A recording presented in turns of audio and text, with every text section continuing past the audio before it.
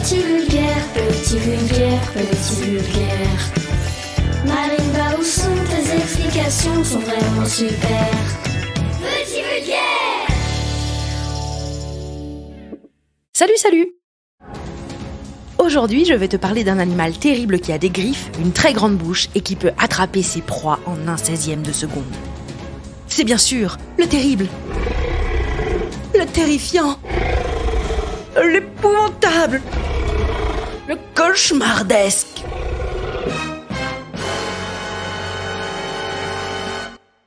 Caméléon. Non, je rigole, il est pas cauchemardesque. Bon, enfin, quand tu regardes de très près son visage, il peut faire un peu flipper, j'avoue, mais franchement, si tu zoomes sur moi, là maintenant, je peux te dire que, ouais, moi aussi, c'est assez effroyable. Ah ouais? Ah bah franchement, c'est le matin, je suis en pyjama, j'ai des crottes d'œil, j'ai un poil qui pousse sur le menton et je me suis pas lavé les dents, donc je pue de la goule comme Louis XIV. Ah! Alors, tu préfères croiser qui dans la jungle? Un caméléon ou moi? Non, on est d'accord, tu préfères croiser un caméléon. Et en vrai, moi aussi. Moi, de toute ma vie, j'ai jamais vu de caméléon en vrai, mais par contre, ça m'a toujours intriguée. Et c'est trop dommage, moi j'ai plein de questions sur les caméléons, genre est-ce qu'ils ont des dents? Comment ils font pour changer de couleur? Est-ce qu'il y a des caméléons qui s'appellent Thierry ou Stéphanie? Bon, ça c'est peut-être si c'est des caméléons qui sont nés dans les années 70. Tiens d'ailleurs, ça vit combien de temps un caméléon? Parce que ça ressemble quand même drôlement à un animal préhistorique, hein. Et c'est vrai que c'est des bonnes questions, alors pour en savoir plus, j'ai regardé sur internet et je vais t'expliquer ce que j'ai compris.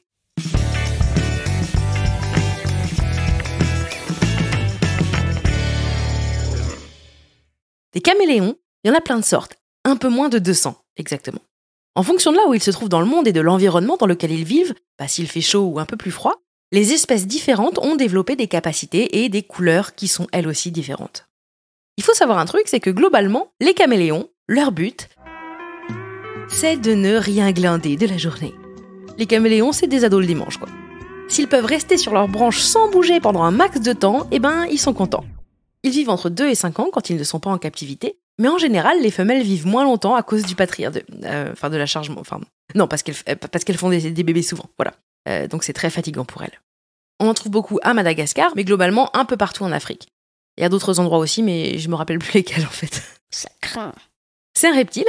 Ça veut donc dire que comme tous les reptiles, le caméléon a une température interne qui varie et qui dépend entièrement de la chaleur qu'il fait autour de lui. En fait, son corps ne se régule pas tout seul. Il garde pas la chaleur. C'est pas possible. Il fait au moins 8000. Par exemple, nous, on est toujours à 37, à peu près. Sauf quand on est malade et qu'on a de la température, bien sûr, mais grosso modo, notre corps réussit à s'équilibrer et à faire qu'on soit toujours à 37. Et celui du caméléon, non. La température normale d'un caméléon, c'est entre 20 et 30. Et alors, pour se réchauffer, le caméléon, il fait comme nous. Il se prélasse au soleil et il sirote un cocktail. Ouais, non, bon, il sirote pas un cocktail. Lui, il s'aplatit et il adopte une coloration foncée de la peau parce que le foncé, ça absorbe plus la lumière et donc la chaleur. En revanche, s'il a trop chaud, il se met à l'ombre, il s'éclaircit et il se ventile avec la bouche grande ouverte, la langue sortie. C'est pas élégant, mais c'est efficace. Et même, quand les conditions climatiques sont vraiment difficiles, il y a des sortes de caméléons qui peuvent rentrer en hibernation, comme les ours, ou en estivation. Et moi, je savais pas que ça existait, l'estivation. L'estivation, en gros, c'est une hibernation, mais l'été. C'est quand l'animal pionce pendant longtemps le temps que ça aille mieux. C'est incroyable, hein?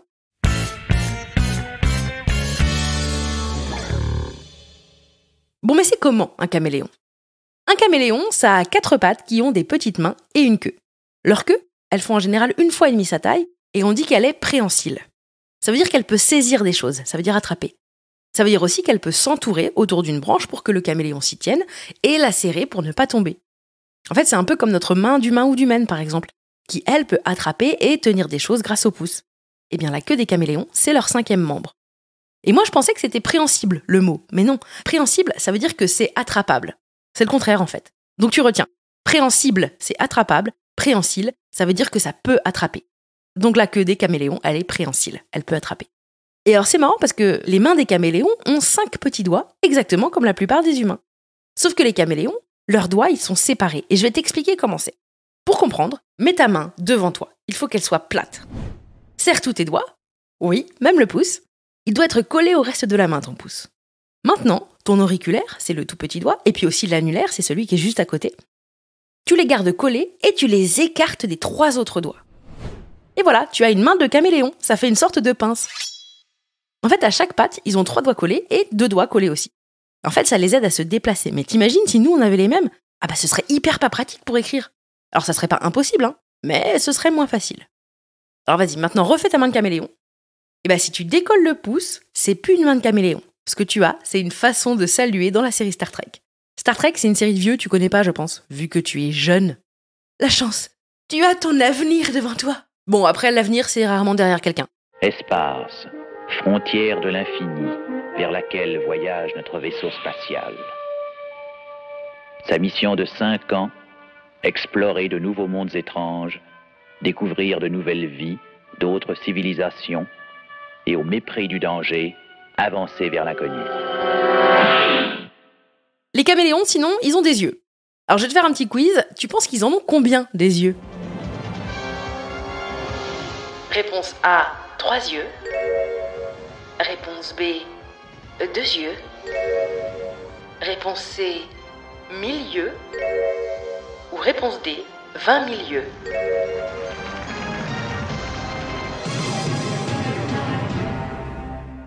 Eh bien, la réponse, c'est qu'ils ont 3 yeux. Non. Si, ils en ont 3.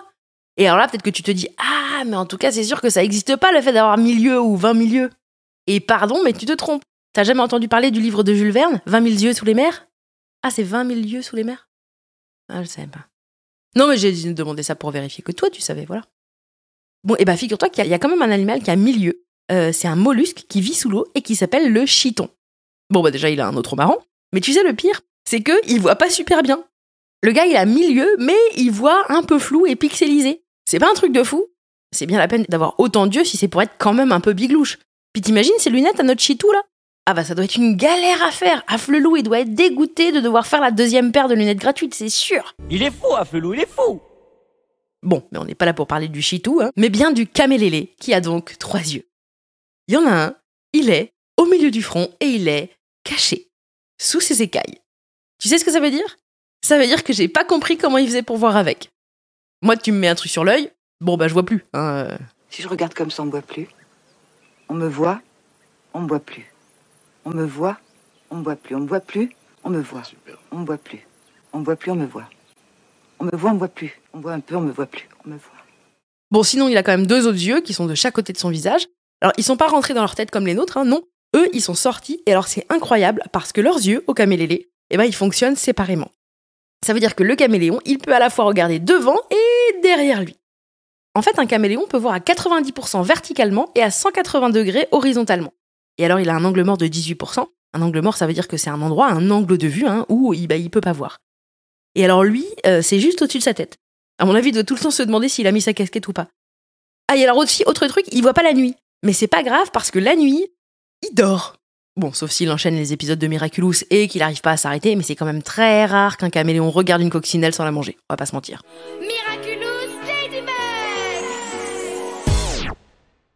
Mais du coup, moi, je me demandais, vu que le caméléon dort, est-ce que le caméléon ronfle? Est-ce qu'il y a des caméléons à qui on dit « Écoute, Roger, vraiment là, j'ai pas pu dormir de la nuit, t'as ronflé toute la nuit sur ta branche, là, c'est pas du tout possible. Mais je ronfle pas, laisse-moi tranquille. »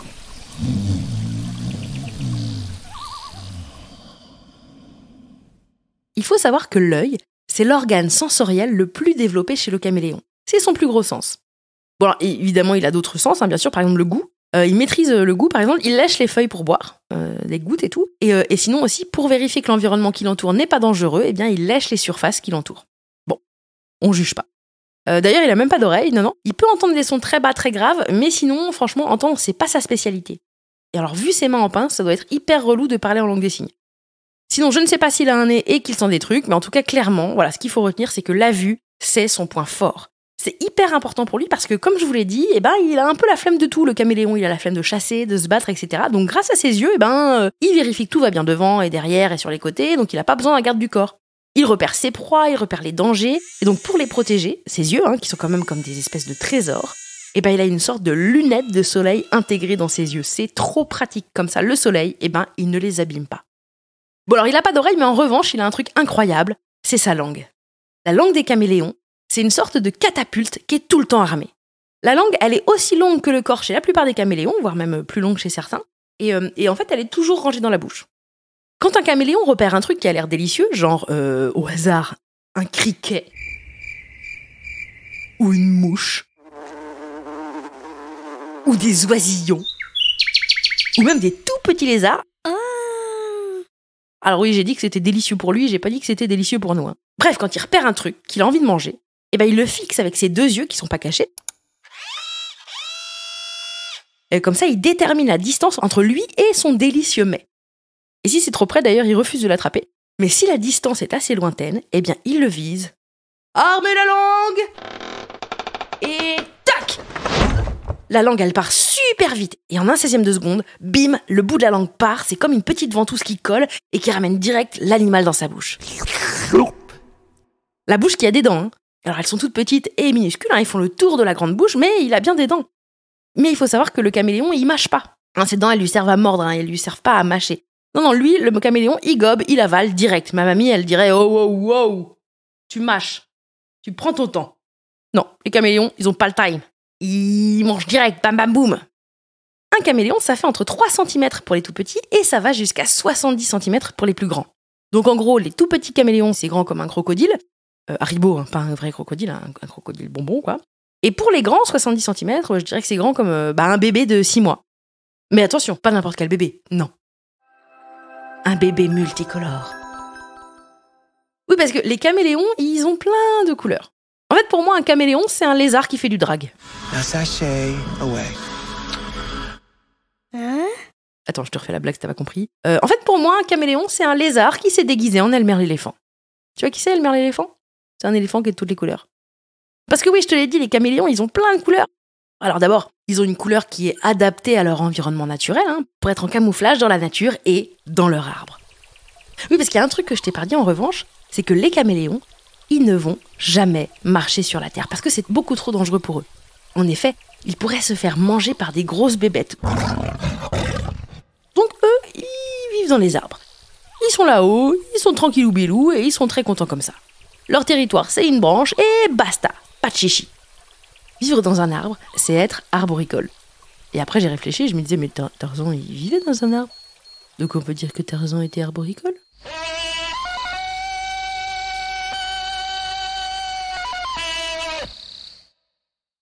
Les seuls qui descendent sur Terre, c'est les femelles quand elles ont besoin de pondre des œufs.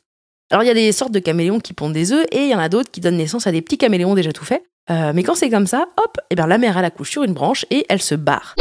Salut la compagnie, débrouille-toi tout seul. Mais les autres sortes, hein, celles qui pondent, eh bien en fait elles descendent sur Terre et là elles font un petit trou dans la terre où elles pondent entre 12 et 50 œufs. Elles les recouvrent avec toujours de la terre hein, et ensuite, eh ben hop, la maman elle s'en va aussi. Quand les œufs éclosent, les bébés doivent donc se débrouiller tout seuls et ils en sont capables. Il faut savoir qu'ils peuvent tout faire dès leur naissance. Et d'ailleurs, dernier truc à savoir, c'est que les caméléons, ils n'ont pas de potes. Ils préfèrent rester seuls. Ce sont des animaux qui sont très solitaires.